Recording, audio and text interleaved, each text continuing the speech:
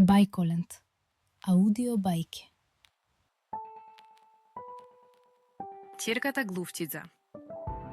Еднаш, многу одамна, еден селанец се шеташе низ шумата кога виде една голема, лоша птица како со своите канџи цврсто зграпчува една мала глувчица. Еј ти, остави го кутрото животинче на мир, извика човекот. Птицата се исплаши и го испушти својот плен, па одлета крескајќи. Селанецот веднаш ја зеде глувчицата и ја однесе во својата колиба, каде што и ги преви раните, ја нахрани и се грижеше за неа. Наскоро малото животинче закрепна и продолжи да живее со човекот кој, бидејќи беше сам на светот, ја засака толку многу како да му беше ќерка. Еден ден, додека глувчицата си грицкаше сиренце од неговите раце, селанецот ја погледна милно и воздивна. Да си ми ќерка моја, посакувам повеќе од се. Ке те сакам како татко најмногу на свет. Само што го кажа тоа, како со некаква магија, малата глувчица се претвори во полничко девојче со руса коса и румени обравчиња. Тато, тато, му рече прегрнувајќи го. Селанецот ја прегрна и беше неизмерно среќен.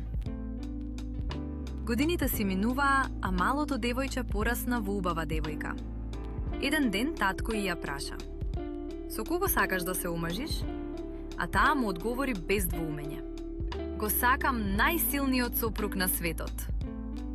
Селанецот малку се замисли, а потоа заклучи: "Кралот сигурно е најсилен од сите. Ќе одам да поразговарам со него." И така, тој замина во кралската палата, каде што, за негова среќа, беше веднаш примен. "Зашто си дојден?" Кралот го праша селанецот, а тој, поклонувајќи му се, му одговори: "Ваше височество, вие сте најсилен од сите.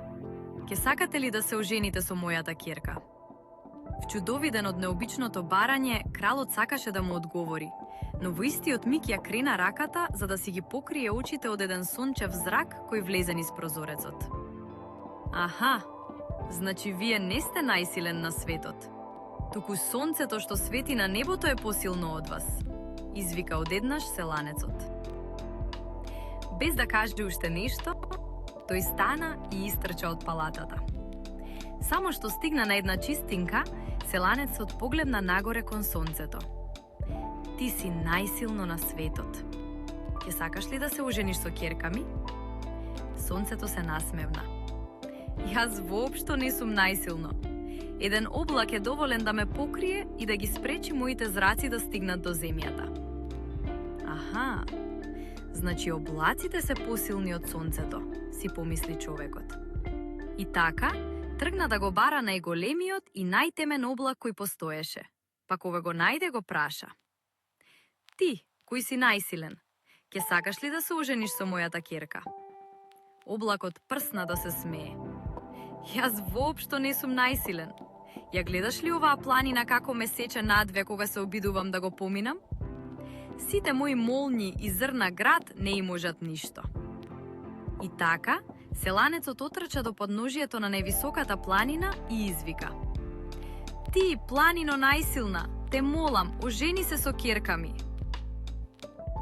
Планината се насмевна громогласно. "Силна? Јас? Камо да беше така. Дури и најмалото глувче копа тунели во мојот стомак и не можам да го спречам." Тогаш селанецот исцрпен се врати дома и неочекувано најде убав мал глушец пред вратата. Само што го праша дали сака да се ожени со ќерке му, животното веднаш му одговори: "Со задоволство ќе се оженам со неа, ако е мала глувчица како мене." Кога го слушна тоа, селанецот воздивна: "Ех, да знаев, немаше да посакам од глувчица дете, немаше да барам таква смена. Па сега ќерка ми ќе можеше да му стане на глувчево жена."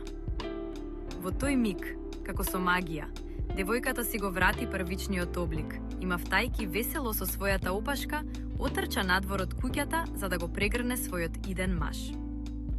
Следниот ден ја прославија својата венчавка, па двете глувчиња си живееја среќно за секогаш, заедно со селанецот кого го сакаа како татко. Ако сакате повторно да се дружиме во следната приказна, Кажете им на мама или тато да се претплатат на каналот.